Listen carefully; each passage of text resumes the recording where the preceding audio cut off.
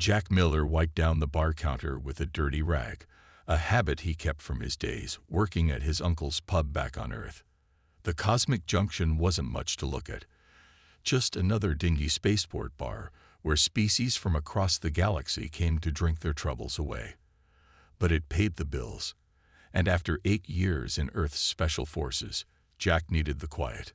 The bar hummed with the usual chatter of various alien languages, the air thick with strange smells, and vapor from exotic drinks. Jack's enhanced Earth muscles, developed on a planet with gravity nearly twice that of most inhabited worlds, made serving drinks easy work. Humans were rare out here in the fringe sectors, and most aliens gave him a wide berth. They called his kind Deathworlders, creatures from planets so hostile that merely surviving made them dangerous. "Another round for my friends," growled a tall, four-armed Tark, slamming down credit chips on the counter. Behind him, 3 other Tarks laughed loudly, surrounding a small, trembling Mickey, a peaceful species known for their scientific abilities rather than physical strength. Jack filled 4 glasses with the thick blue liquid Tarks preferred. "Problem over there?" he asked casually, nodding toward the Mickey. "Mind your business, Deathworlder," the Tark snapped. "This little scientist owes us for protection. Fringe sectors aren't safe for weaklings." Jack slid the drinks across the counter. "Everyone's welcome at the junction as long as they behave." The lead Tark grabbed his drink, yellow eyes narrowing. "You telling me how to act, human? Your kind barely joined the Galactic Council 30 years ago. You're nobody out here." Jack shrugged and continued wiping glasses. He didn't want trouble. His cargo ship needed repairs, and he couldn't afford to lose this temporary job. But the situation escalated quickly. One of the Tarks grabbed the Mickey's data tablet, breaking it deliberately. The small alien's distress whistles filled the bar, but the other patrons looked away. Nobody wanted to challenge Tarks, especially not when they wore the insignia of the Vexeri Imperium, the dominant power in this sector. "That's enough," Jack said, moving from behind the counter. At 6'2", he was shorter than the Tarks, but his muscular frame, honed on Earth's punishing gravity, made even the 4-armed aliens hesitate. "Walk away, human," warned the leader. "This Mickey belongs to Ambassador Kroll's son. We're authorized to collect his debts." Jack stood his ground. "Not in this bar." The first punch came fast, 2 of the Tark's 4 arms swinging at Jack simultaneously. But Earth reflexes were something most aliens underestimated. Jack dodged, grabbed one arm, and used the Tark's momentum to slam him into a table. The fight erupted in chaos. The other Tarks joined in, confident in their numerical advantage. They didn't understand that Jack had trained in combat conditions that would kill most species in the galaxy. Jack moved with practiced efficiency, his body remembering years of special operations training. One Tark went down with a precise strike to a nerve cluster. Another crashed through the bar's front window after Jack used a simple leverage throw. The leader lasted longest, landing a solid hit that would have broken bones in a normal human. But Jack merely grunted and responded with a devastating counterattack. In less than a minute, 4 Tarks lay groaning on the floor. The bar had fallen silent, patrons staring in disbelief. Jack helped the Mickey to its feet and returned the broken data tablet. "You've made a terrible mistake." The lead Tark coughed, blue blood dripping from his mouth. "That's Raxer Kroll, son of the Vexeri High Ambassador. The Imperium will hunt you down." Jack glanced around, noticing several patrons recording the incident with their devices. One thing was certain, this simple bar fight had just complicated his life beyond measure. The quiet cargo pilot life he'd built was over. He just didn't know it yet. 3 days after the bar fight, Jack couldn't walk 10 steps without checking over his shoulder. The Cosmic Junction was now off-limits. Vexeri enforcers had sealed it as a crime scene. His cargo ship, the Rust Bucket, was his only home now, hidden in a forgotten maintenance bay at the edge of Outpost 7. "Quite a mess you've made," said a voice from the shadows of his ship. Jack spun around, pistol drawn in one fluid motion. A woman stepped into the dim light of the cargo hold. "Human, with short black hair and eyes that missed nothing. "Who are you? How did you get on my ship?" Jack demanded, weapon steady. "Name's Lyra. I'm an information broker." She tossed a small device onto a nearby crate. It projected a wanted notice. Jack's face, rotating in 3D, with the bounty amount flashing below. 500,000 credits. "That's a lot of money," Jack said, lowering his gun slightly. "More than most aliens see in a lifetime," Lyra agreed. Ambassador Kroll isn't just angry about his son's broken jaw. He's embarrassed. A human, a primitive Deathworlder, beat 4 Tarks in public.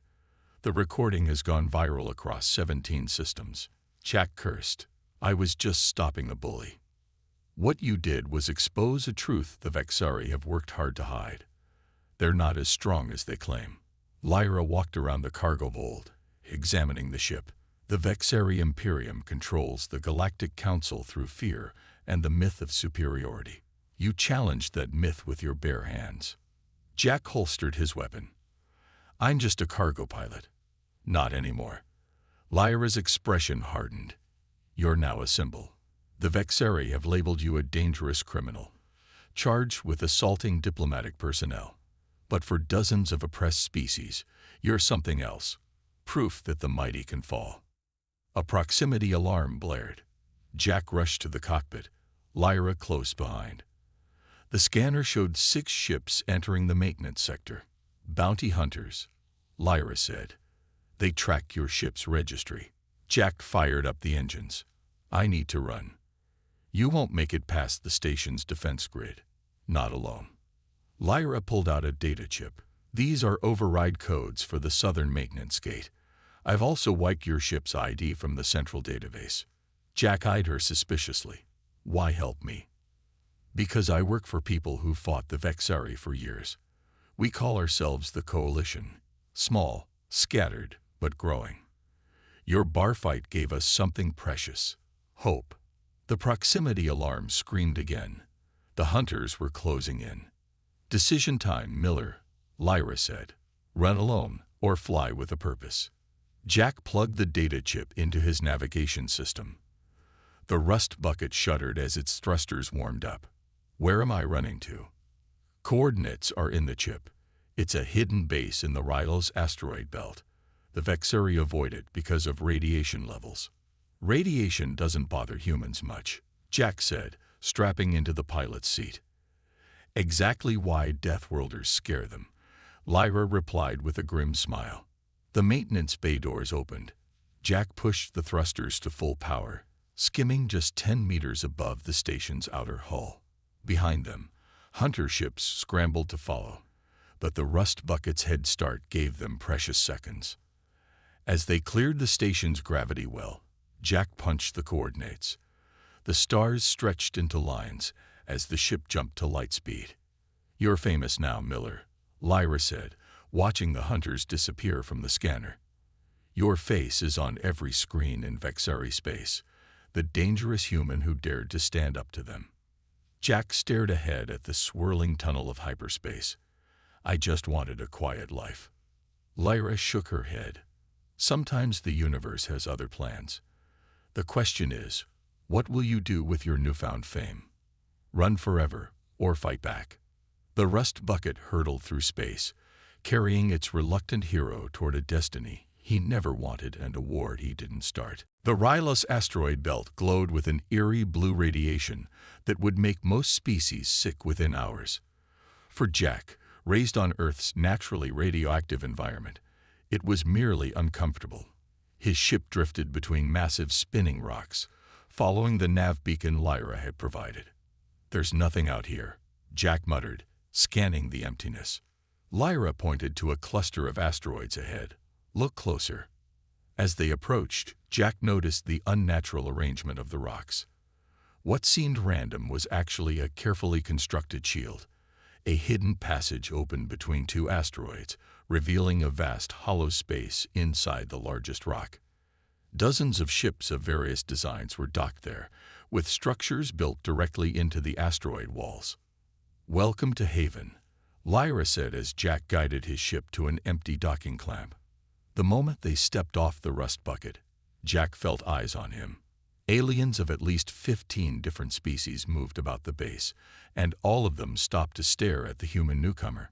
Some looked curious, others suspicious, but many showed something Jack hadn't expected: hope. They'd been watching the recording from the bar, Lyra explained quietly. Most have never seen anyone stand up to the Vexari and win. A tall, reptilian alien with crimson scales approached them. Unlike the slender build of most spacefaring species, this one was muscular, with a thick tail and powerful limbs. So this is the Deathworlder who broke Ambassador Kroll's son, the alien said, yellow eyes studying Jack intently. I am Commander Rax of the Drex. What remains of us, anyway? Jack met his gaze. Jack Miller, just a cargo pilot who didn't like bullies. Rax made a sound like stones grinding together. A Drex laugh, a simple description for actions that have the entire Imperium hunting you. Come, the Council wants to meet you. They followed Rax through corridors carved directly from the asteroid.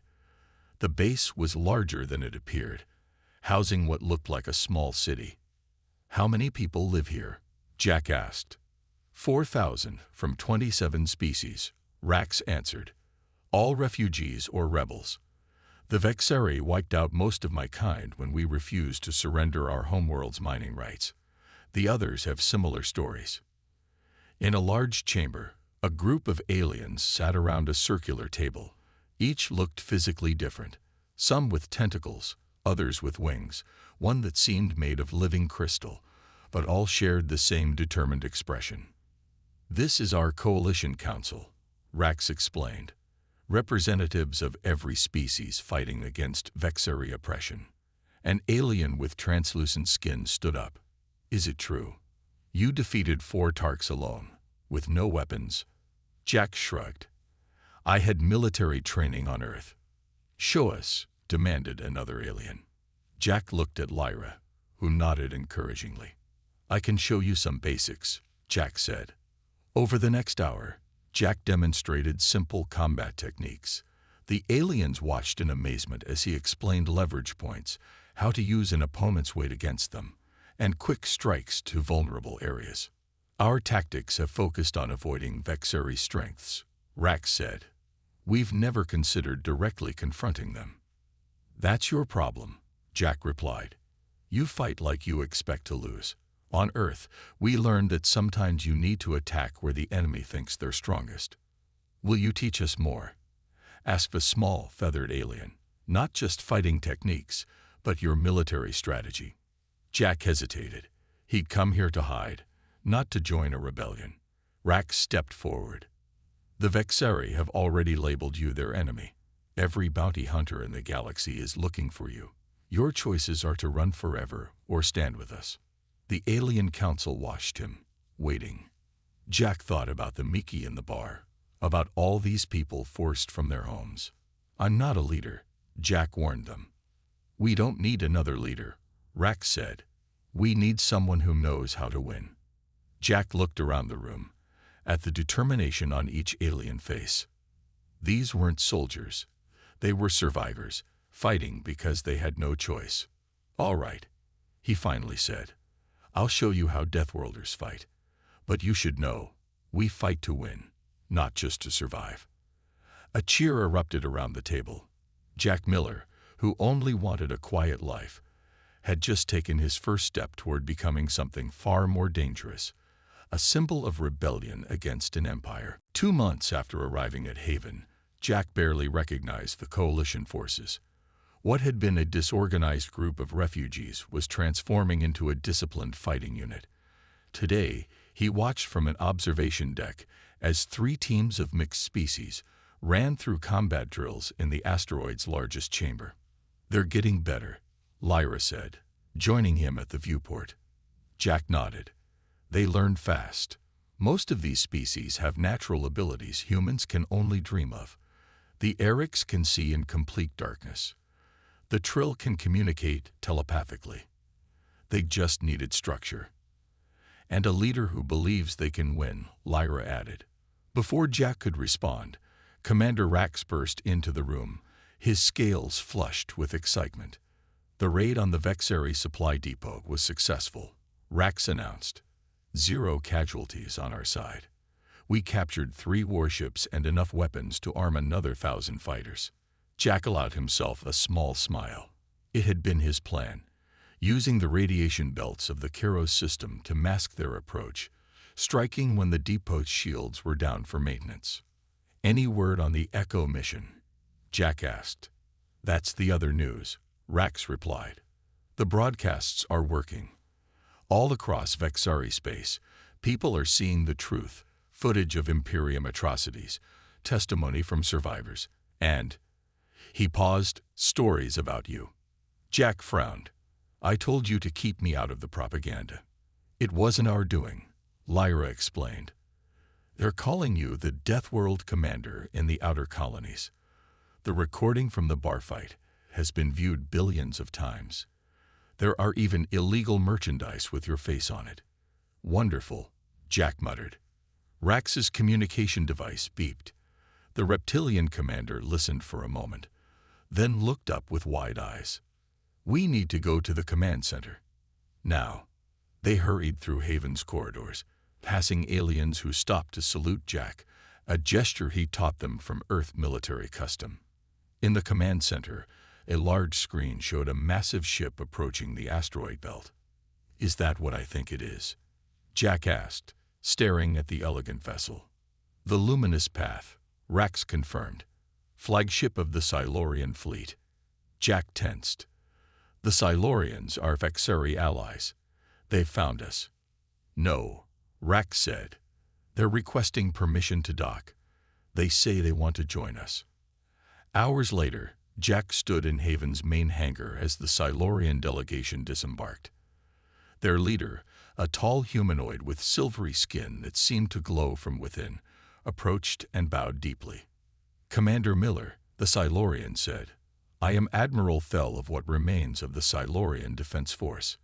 We bring 6 warships and 4,000 trained personnel to join your coalition. Jack exchanged shocked glances with Rax and Lyra. Why would you abandon the Imperium? Because we have seen what happens to Vexari allies when they are no longer useful, Thel replied. Our world was stripped of resources, our people forced into labor camps. Then we saw your broadcasts, saw a human defeat the supposedly superior Tarks. It gave us courage. Over the next week, 5 more species arrived with ships and fighters, all inspired by stories of the human who dared to fight back. The coalition's numbers tripled. Jack spent day and night reorganizing their growing forces, teaching Earth military structures and discipline. One evening, as Jack reviewed battle plans in his quarters, Lyra brought him a small metal object. What's this? He asked, examining the insignia. The Coalition Council voted unanimously, she explained. They want to formalize our military structure. They want you as Commander-in-Chief. Jack stared at the insignia, a simple Earth star with alien script around it. I'm just a cargo pilot who got into a bar fight, he said. Lyra smiled. Not anymore. The Vexari just destroyed a civilian colony that refused to surrender a coalition member. 8,000 dead. Jack's face hardened. They're trying to scare people away from us. Yes, Lyra agreed. But instead, our communication channels are flooded with new volunteers. The Deathworld commander's legend is spreading faster than the Vexari can contain it. Jack pinned the insignia to his jacket. What had started as a simple bar fight had become a galactic revolution. With him, somehow, at its center. Tell Rax to prepare the fleet, he said quietly. It's time the Vexari learned what happens when you corner a Deathworlder. The Warlord is coming.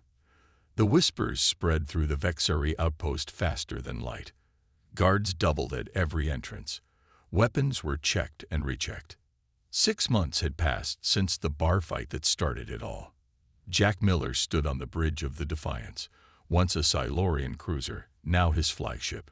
Through the viewscreen, the Vexari shipyards of Tolis Prime stretched before him, a massive industrial complex building the warships that had terrorized the galaxy for generations. Their defenses are formidable. Admiral Thel observed, his silver skin reflecting the tactical displays. 20 defense platforms, each with enough firepower to destroy a small moon. Jack nodded, which is why they won't expect us to attack directly. He turned to his communications officer. Signal the fleet. Execute Plan Thermopylae. Across 50 ships, crews jumped into action. The coalition fleet split into 3 groups and accelerated toward different sections of the shipyard. The Vexari are responding, reported Rax from the tactical station. Their defense platforms are powering up. Jack smiled. Right on schedule. As the Vexari focused on the approaching fleets, they failed to notice the small transport ships slipping between sensor gaps. Gaps Jack had identified by studying Earth military history. Sometimes, the oldest tricks worked best, even in space. Strike teams have penetrated the outer defenses, Lyra announced from her station. They're proceeding to the control centers. For the next hour, chaos reigned. The main fleet kept Vexari forces occupied while strike teams sabotaged key systems from within. When the defense platforms suddenly went dark, the true attack began. All ships, full advance, Jack ordered. Target the shipyard construction docks. The coalition fleet swarmed the now vulnerable shipyards. Precision strikes crippled nearly completed Vexari warships. Boarding parties captured others. Vexari command ship is attempting to escape, Rax reported. Not today, Jack replied. Bring us alongside. I want to deliver a message personally. The Defiance matched course with the fleeing Vexari command vessel. Precision fire disabled its engines. Within minutes, coalition forces had boarded and secured the ship. Jack walked onto the Vexari bridge, flanked by Rax and Lyra. The Vexari commander, a tall, aristocratic alien with the distinctive gold skin of the ruling class, stood defiant. You must be the primitive who thinks he can challenge the Imperium, the commander said. I am Grand Admiral Vorix of the Imperial Fleet. Jack stepped forward. And I'm just a cargo pilot who got tired of bullies. Your shipyards now belong to the Coalition. You're nothing but a terrorist. Vorix spat. A Deathworlder savage leading other lesser species to slaughter. Jack smiled. That's where you're wrong. Today we captured 28 nearly completed battleships without destroying them. We evacuated your workers before attacking. No civilian casualties. That's not terrorism. That's revolution. The news spread across the galaxy. The Coalition had captured the largest Vexari shipyard with minimal losses. Systems that had feared joining the rebellion now openly declared their support. The Galactic Council, once firmly under Vexari control, faced open dissent from half its members. Back at the new Coalition headquarters, the captured shipyards, now heavily defended, Jack stood before the expanded Coalition Council. Representatives from 67 species filled the chamber. The Vexari are calling you Warlord Millard in their propaganda, Lyra told him before the session. They're trying to paint you as a violent conqueror. Jack frowned. I never wanted that title. Perhaps, Rax said, but our people need symbols. The Vexari ruled through fear for centuries. Now they fear you, the human who built an army from refugees and outcasts. During the council meeting, system after system pledged ships, resources, and fighters to the cause. What had begun as a desperate resistance was becoming a genuine military force. And at its center stood Jack Miller, no longer just a cargo pilot, but a symbol of hope to thousands of oppressed beings. That night, alone in his quarters, Jack studied star charts showing Vexari territory. Their empire was still vast, their fleets still powerful. But for the first time, they looked vulnerable. From barfighter to warlord, he muttered to himself. What the hell happens next? The Vexari Emperor's palace shimmered with golden light, its massive crystal spires visible from space. For 3 centuries, it had stood as the unassailable center of galactic power. No enemy had ever breached its defenses. No rebel had ever dared to attack it directly. Until today. All ships report ready, Warlord, Rax said, using the title that Jack had reluctantly accepted. After a year of fighting, the name had stuck. Jack stood on the Defiance's bridge, now scared from dozens of battles. Through the view screen, he could see their assembled forces. 200 ships from 90 different species, the largest fleet ever gathered outside Vexari control. "The Emperor has rejected our final offer for surrender," Lyra reported, looking up from her communication station. His exact words were, "A primitive Deathworlder and his menagerie of lesser species cannot hope to challenge the divine rule of the Vexari." Jack nodded. "Then we show him how primitives fight. Begin the attack." Unlike previous battles, this one would offer no element of surprise.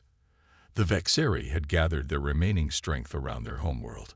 Over 300 warships arranged in a defensive sphere, with Emperor Zax's personal flagship at the center. "They're using a standard Vexari defense formation," Admiral Thel observed, "exactly as the tactical simulations predicted." "They're predictable because they've never needed to adapt," Jack replied. "For centuries, they've been the strongest force in the galaxy. Today that changes." The Coalition fleet accelerated toward the Vexari defenses. Instead of forming a battle line as expected, they broke into dozens of smaller groups, each targeting specific points in the Vexari formation. "What is this chaos?" demanded the Vexari Grand Admiral from his flagship. "They have no formation, no discipline." But the seeming chaos concealed a careful plan. Jack had studied ancient Earth naval battles, Trafalgar, Midway, the Taiwan Strait, and adapted their tactics for three-dimensional space warfare. The smaller, more maneuverable Coalition ships slipped between the gaps in the Vexari formation, attacking from within their defensive sphere. "First line breached," Rax announced as Coalition ships penetrated the outer defenses. The Vexari, trained to fight in rigid formations, struggled to respond to the fluid attacks coming from multiple directions. Their powerful weapons often hit their own ships as Coalition vessels darted between them. "Emperor Zax is moving his flagship to the rear," Lyra reported. "He's trying to escape." Jack leaned forward. "Not this time. All ships, execute Thunderbolt maneuver." 20 specially modified ships suddenly broke off their attacks and converged on a single point, creating a focused electromagnetic pulse that temporarily disabled the Vexari flagship's engines. The massive vessel drifted, defenseless. "Bring us alongside," Jack ordered. "Boarding teams ready." The Defiance accelerated toward the Emperor's ship, dodging desperate fire from the remaining Vexari vessels. Precision shots disabled the flagship's weapon systems. Jack stood with the boarding party at the airlock, combat armor sealed, Earth strength muscles, ready for the higher gravity Vexari preferred. "Remember," he told his mixed-species team, "minimal casualties. We're here for the Emperor, not revenge." The airlock cycled open. The fight through the flagship's corridors was brief but intense. Vexari Royal Guards fought to the death, but they had never faced a human leading a team of equally determined fighters from across the galaxy. The throne room doors exploded inward. Emperor Zax, his gold skin shimmering with rage, stood behind a wall of guards. "How dare you enter my presence, Deathworlder?" the Emperor snarled. Jack removed his helmet. "The war is over, Emperor. Your fleet is defeated. Surrender, and no more lives need be lost. I am divine. I am eternal," Zax shouted. "The Vexari Empire will never." A blast from behind the Emperor cut him off. A Vexari in an admiral's uniform stepped forward, weapon still raised. "Enough," the Admiral said. "Too many have died for your pride, Zax." He turned to Jack. "I am Admiral Krev. On behalf of the Vexari military, I surrender our forces." Across the galaxy, news of the Emperor's capture spread at light speed. System after system declared independence from Vexari rule. The Galactic Council, meeting in emergency session, voted to recognize the Coalition as the legitimate galactic authority. The 300-year Vexari Empire had fallen to a human who had simply wanted a quiet drink in a bar. The Grand Hall of the Galactic Council gleamed with light reflected from 1,000 worlds. Representatives from every known spacefaring species filled the chamber, their differences in appearance highlighting the diversity of life that had evolved across countless stars. At the center podium stood Jack Miller, no longer in battle armor, but dressed in a simple black uniform with the Coalition insignia. 5 years ago, I was just a cargo pilot who stepped into a bar fight, Jack began, his voice carrying through the vast chamber. I never wanted to be a warrior. I certainly never intended to become what some of you call a warlord. The silence in the hall was absolute. Former enemies and allies alike watched the human who had dismantled an empire that had stood for centuries. Today, I'm here to finish what began in that bar, Jack continued. Not with violence, but with its opposite, a lasting peace. Murmurs spread through the hall. Many had expected Jack to declare himself the new emperor. After all, wasn't that how power always changed hands? The strong replaced the weak, and the cycle continued. The Coalition fought not to create a new empire, but to end the very concept of imperial rule, Jack said. Today, I am dissolving my position as warlord and military commander. In its place, I propose a galactic federation, where every species has equal representation and rights.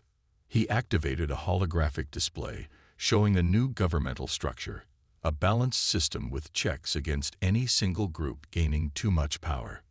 This constitution draws from the best governmental systems humans developed on Earth, adapted for our diverse galactic community, Jack explained. No species, not even humans, will hold special authority. Power will rotate. Decisions affecting all will require broad consensus. Admiral Krev, now representing the reformed Vexari government, stood. Why should we trust this system? The strong have always ruled the weak. It is the natural order. Jack smiled. That belief is why the Vexari Empire fell. True strength comes not from domination, but cooperation. On Earth, we learned this lesson through centuries of warfare. I'm offering you the chance to learn it without more bloodshed. Over the next hours, representatives debated the proposed federation. Some argued for harsher punishment of former Vexari worlds.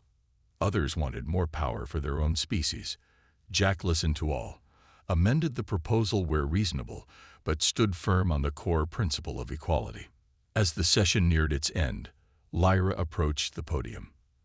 There's one matter we haven't addressed, she said. What role will Jack Miller play in this new federation? All eyes turned to Jack. Many assumed he would take some high office, despite his words about stepping down. None, Jack replied simply. I've appointed Commanders Rax and Thel to oversee the transition of military forces into a defensive fleet under civilian control. As for me, I'm returning to what I was before, a cargo pilot. Disbelief swept through the chamber. Even Jack's closest allies seemed shocked. My homeworld, Earth, will join this federation as an equal member, nothing more, Jack continued. We Deathworlders understand something important. Power corrupts, no matter the species. Better to create systems that don't rely on any single leader. 10 years later, a statue stood in the center of the Galactic Federation headquarters. It showed not a conquering warlord, but a simple human extending a hand in friendship to representatives of various species. The inscription read, "From the smallest actions, the greatest changes flow." Jack Miller himself rarely visited. He had returned to the outer colonies, running cargo between newly prosperous worlds. Sometimes, in remote spaceports, he would overhear tales of the legendary Deathworld warlord who had liberated the galaxy. The stories grew more fantastic with each telling. Jack would just smile, finish his drink, and return to his ship.